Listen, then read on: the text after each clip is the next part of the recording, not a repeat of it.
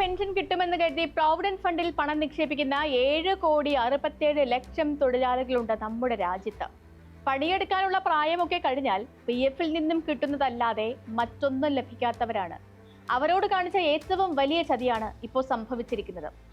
ഉയർന്ന പെൻഷൻ കണക്കാക്കാൻ അവസാനം വാങ്ങിയ 60 മാസത്തെ ശമ്പളത്തിന്റെ ശരാശരി എടുക്കണമെന്ന രീതി തന്നെയാണ് അട്ടിമറിക്കപ്പെട്ടത്. കേന്ദ്ര സർക്കാരിന്റെ പുതിയ തീരുമാനമനുസരിച്ച് 2014 വരെയുള്ള സർവീസ് കാലത്തിന് ഒരു പെൻഷനും 2014 മുതലുള്ള സർവീസ് കാലത്തിന് മറ്റൊരു പെൻഷനും കണക്കാക്കും. ഇതോടെ ഈ തൊഴിലാളികൾക്ക് കിട്ടേണ്ടിയിരുന്ന പെൻഷനിൽ വലിയ ഇടിവുണ്ടാകും. സർക്കാർ സർവീസിലുള്ളതിന്റെ എത്രയോ മടങ്ങ് ആളുകളാണ് PF പെൻഷൻ അല്ലാതെ മറ്റൊരു വരുമാനവുമില്ലാതെ കഴിയുന്നത്.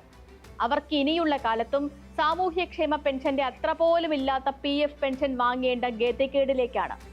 മാസാമാസത്തേക്കുള്ള മരുന്ന് വാങ്ങാൻ തികയാത്ത ആ തുക കൊണ്ട് വേണം പല കുടുംബങ്ങളിലും ഇനി ഉപ്പും പുളിയും മുളകും വാങ്ങാൻ. സ്പോട്ട്ലൈറ്റ് പരിശോധിക്കുന്നു. PF പെൻഷൻ പിന്നെയും അട്ടിമറിച്ചു.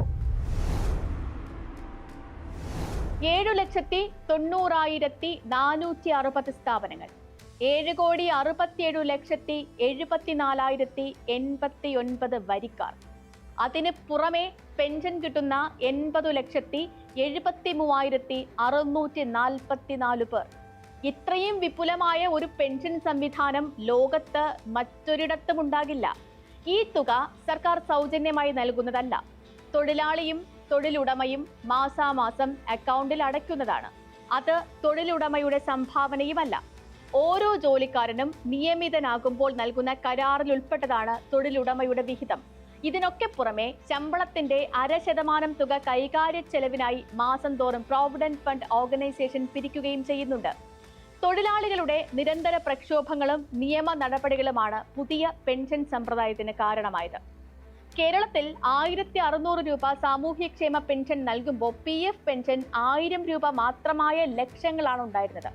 അവർക്ക് ആശ്വാസമാണ് സുപ്രീം കോടതി കേസിൽ വിധി പറഞ്ഞത്. അതാണ് ഇപ്പോ അട്ടിമറിക്കപ്പെട്ടിരിക്കുന്നത്. ഒരു തൊഴിലാളി വിരമിക്കുമ്പോഴുള്ള ശമ്പളം എന്നത് അവസാനം വാങ്ങിയ ശമ്പളം എന്നാണ് ലോകമെങ്ങുമുള്ളൊരു വ്യവസ്ഥ.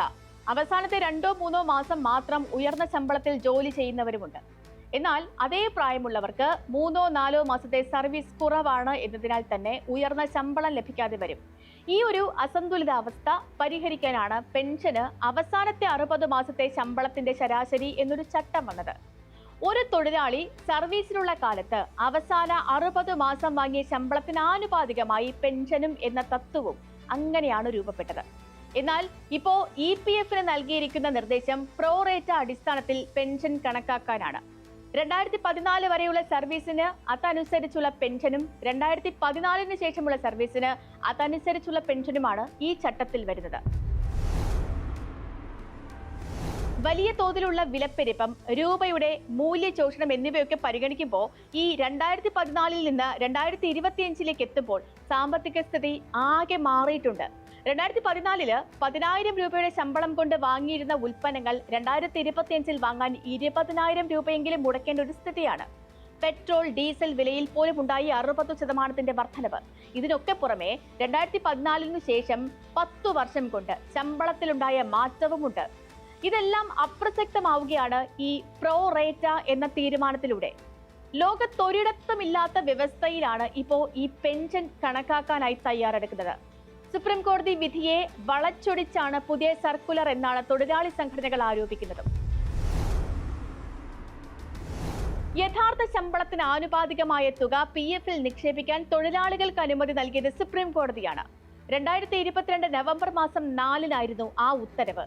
അടിസ്ഥാന ശമ്പളം മാത്രം PF വിഹിതത്തിന് കണക്കാക്കിയിരുന്ന രീതിയാണ് അതോടെ തിരുത്തപ്പെട്ടത്. ലഭിക്കുന്ന മുഴുവൻ തുകയുടെയും വിഹിതം അടയ്ക്കുന്ന തൊഴിലാളിക്ക് ഉയർന്ന പെൻഷൻ നൽകണമെന്നും സുപ്രീം കോടതി നിർദ്ദേശിച്ചു. ഇതനുസരിച്ച് 1,000 രൂപ വരെ മാത്രം പെൻഷൻ ലഭിച്ചിരുന്നവർക്ക് 6,000 വരെ കിട്ടാനുള്ള സാധ്യത തെളിഞ്ഞു. എന്നാൽ ഈ തീരുമാനത്തെ ഇപ്പോൾ കേന്ദ്ര സർക്കാർ വ്യാഖ്യാനിച്ച രീതിയാണ് വിവാദത്തിൽ വന്നിരിക്കുന്നത്. പുതിയ പെൻഷൻ പദ്ധതിയെക്കുറിച്ചാണ് സുപ്രീം കോടതി വിധി എന്നാണ് ആദ്യ വ്യാഖ്യാനം. അതിനാൽ പുതിയ PF പെൻഷൻ നിലവിൽ വന്ന 2014 സെപ്റ്റംബർ മാസം 1 മുതൽ മാത്രമാണ് പുതിയ പെൻഷനും കണക്കാക്കേണ്ടത് എന്ന് കേന്ദ്ര സർക്കാർ പറയുന്നു. പഴയ കാലത്തെ സർവീസിനനുസരിച്ച് അന്നത്തെ പെൻഷനും കണക്കാക്കാനാണ് നിർദ്ദേശം. ജീവിത ചെലവിനനുസരിച്ചാണ് ശമ്പള പരിഷ്കരണം വരുന്നത്. ആ നേട്ടങ്ങൾ ഒന്നുമില്ലാതെ പഴയ കാലത്തെ പെൻഷനിലേക്ക് കുനിഞ്ഞിറങ്ങാൻ വിധിക്കപ്പെട്ടിരിക്കുകയാണ് ജീവനക്കാർ. PF പെൻഷൻ വിഷയത്തിൽ ഏറ്റവും ശക്തമായ ഇടപെടലുണ്ടായത് കേരളത്തിൽ നിന്നാണ്. കേരള ഹൈക്കോടതിയാണ് നിർണായക വിധി പോലും പുറപ്പെടുവിച്ചത്. ആ വിധി കൂടിയാണ് ഇപ്പോൾ അട്ടിമറിക്കപ്പെട്ടത്. കാറും വീടും വാങ്ങാനുള്ള തുകയൊന്നും പെൻഷൻ എത്ര ഉയർത്തിയാലും കിട്ടാൻ പോകുന്നില്ല. വയസ്സുകാലത്ത് മുട്ടില്ലാതെ ഭക്ഷണവും മരുന്നും കഴിക്കാനുള്ള തുക മാത്രമാണ് ഉയർന്ന പെൻഷൻ നിരക്കിൽ പോലും ഉള്ളത്. അതിനു മുകളിലും കത്തിവെക്കണമോ എന്ന ചോദ്യത്തോടെ ഇന്നത്തെ സ്പോട്ട്ലൈറ്റ് പൂർണ്ണമാകുന്നു. നാളെ മറ്റൊരു വിഷയമായി വീണ്ടും